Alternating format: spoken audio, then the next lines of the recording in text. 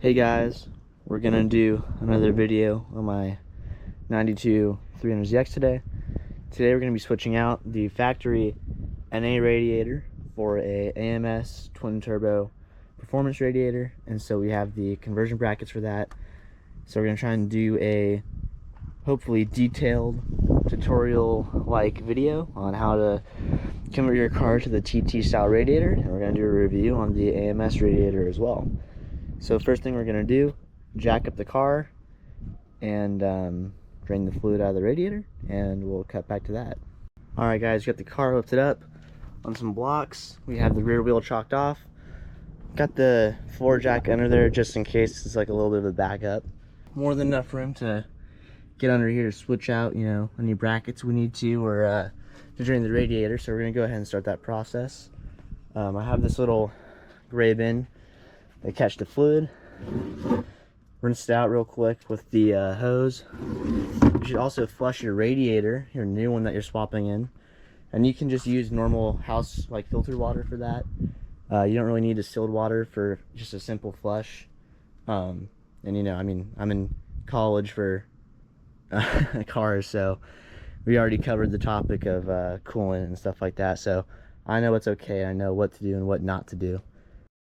Alright guys, so to drain our radiator, I have my little catch can down there. And if you see this little plug right here, this is the factory drain plug for the NA radiator. So I'm probably just gonna get some pliers and crack that loose. We'll just catch all the fluid that we can. You can reuse radiator fluid, however you should switch it out every 2 years or so. And I can give you guys a little reason as to why towards the end of the video as well. So we're gonna drain this now, and yeah, we'll get back to it. Alright guys, so we're draining our fluid currently. Just crack that thing loose down there, open up your radiator cap, it'll flow on out. Just cracking this open and it changes the rate of flow. You don't want it too crazy, especially with wind. Yeah, just gonna let that drain out, and then we'll cut back to the process. Alright guys, so once the radiator's been drained, go ahead and take off your upper radiator mounts. Mine just had one screw and one bolt holding them in. You also want to undo your overflow and just kind of hang that somewhere out of the way for a little bit. Undo your clamps on your hoses and just check for anything else. My car, I already had the shroud off from when I did my pulleys a long time ago, and then we went into winter, so I didn't really worry too much about putting it back on. And I plan on going with an E-fan pretty soon. So I'm not going to be messing with the shroud. The shroud comes off pretty easily. Might need to remove your clutch fan for that though. But other than that, we're going to go ahead and take off this top hose now. I removed the bottom one, unhook that hose from that clamp down there, and it should be good to pull it out. Alright guys, so we pulled the radiator out. Pretty easy. Just got to make sure you keep everything clear. My lower mount stuck to the radiator when it came out. So one of them stayed in right there. One of them fell into the puddle of coolant. Try and make sure you catch all of it. A bunch of leads were also stuck under there. You just can't see it because that side's down. So here's your AC condenser, which I'll probably remove sometime in the future, but it's staying for now.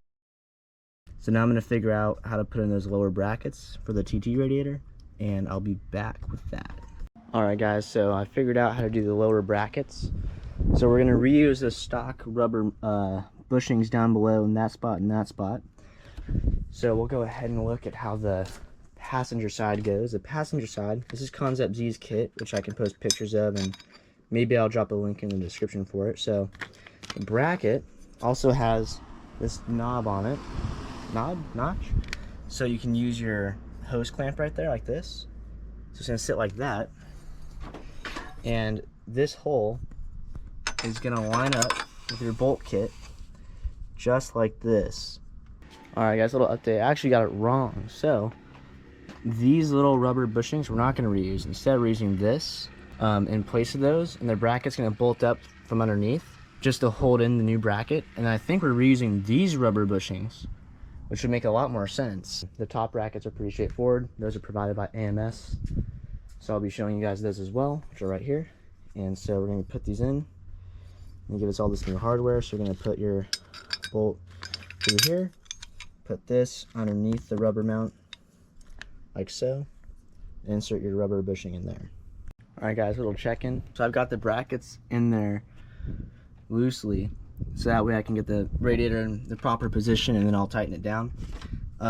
Concept Z includes a new bolt for this radiator bracket, and this little tab here is threaded, so it goes on there perfectly. That'll hold in the lower hose. Reuse our old bushings down here. We're ready to drop the radiator in, but first we're gonna flush it, and I'll bring it out here and show it off to you guys. Alright guys, well, as Chris Fix would say, out with the old, in with the new. This thing's a beauty. All aluminum, 3-row. This is the largest twin turbo radiator that's produced for the Z, as far as I'm aware. Really nice quality. The TIG welds are great. Nice little logo on it. So we're gonna go ahead and try and drop it in, see how everything lines up. Alright guys, so we're back after the little fiasco with the AC condenser. So we pulled it out, just had to undo this AC line down there and another one right here. A little bit of a mess.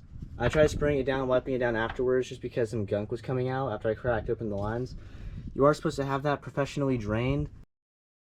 So you know, twin turbo swap, either delete your AC or get a different condenser, I guess, and maybe keep your lines there until then. I'll probably cap off those lines somehow or do something.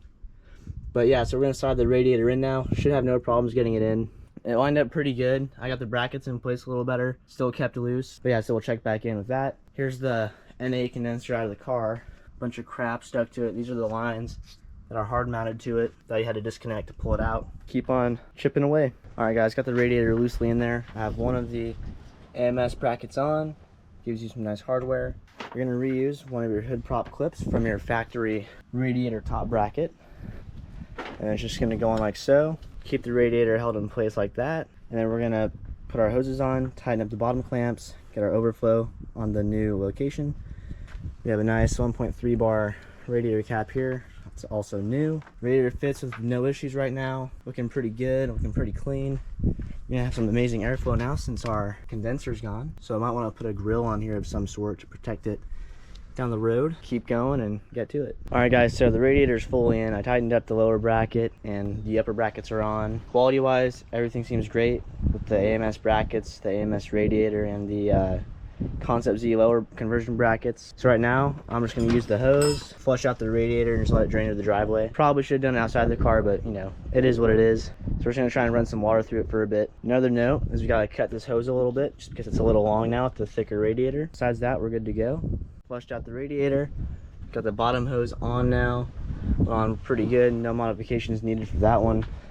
Got the hose and the clamp down there too. Just gotta cut this hose and then we're gonna fill it with coolant and she should be good to go. Alright guys, got the upper radiator hose cut and it's on there now, so we're gonna go ahead, run to the store, grab some coolant, fill it up, and fire it up, and hopefully we got no leaks, and I'll let you guys know how it all goes. Alright guys, we just topped off the coolant, I ran in the store, so we're good to go. I tried putting a little bit in my coolant reservoir here and it's leaking, so I'm gonna have to get a different one at some point. Might run an aftermarket one somewhere. As far as the radiator goes, everything's in and all put together, no problems currently.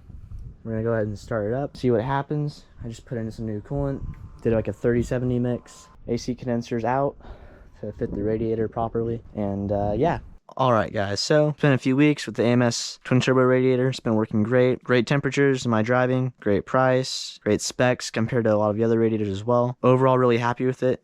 And now I'm gonna convert to an electric fan setup that'll mount to this. And I'm also gonna be doing my valve cover gaskets, my plenum gasket, coolant bypass, finish up my EGR delete. So that's what I'm prepping for. But yeah, radiator's been great. Thumbs up for me. Thanks for watching.